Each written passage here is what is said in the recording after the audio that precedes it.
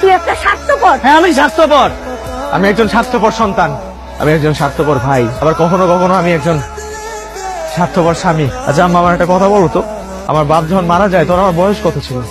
আমি ইন্টারে পড়ি।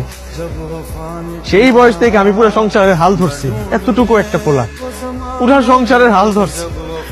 আম্মা তুমি আজকে আমার স্বার্থপর বইলা ফেলাইলা। কতটুকু বয়স ছিল আমার তখন? নিজে সংসারের দায়িত্ব নিছি, পাশাপাশি নিজের পড়াশোনা চালাই গেছি, নিজের পড়াশোনা কোনো বন্ধ হইতে দিই নাই। আর আজকে আমি স্বার্থপর। আসলে তো আমি তো স্বার্থপর, কারণ আমি তোরে মোটা চালের ভাত খাওয়াইছি, আমি তোরে হাত খরচ দিতে পারি নাই, কোচিং এর টাকা সময় মতো দিতে পারি নাই। কিন্তু আগের দিনগুলোর কথা মনে করে দেখ না একটা বার, কখনো কি একটা দিনও দেরি হয়েছিল? কখনো কি তোর আমার কাছে চাইতে হয়েছিল টাকা? চাইতে হয় নাই।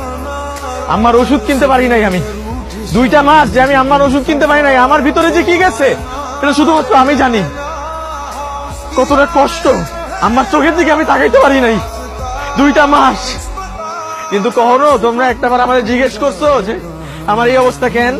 আমার এই অবস্থা কারণ আমার 2টা মাস যাবত কোনো চাকরি নাই, আমার কোনো চাকরি নাই। এই মানুষটা জানে শুধুমাত্র।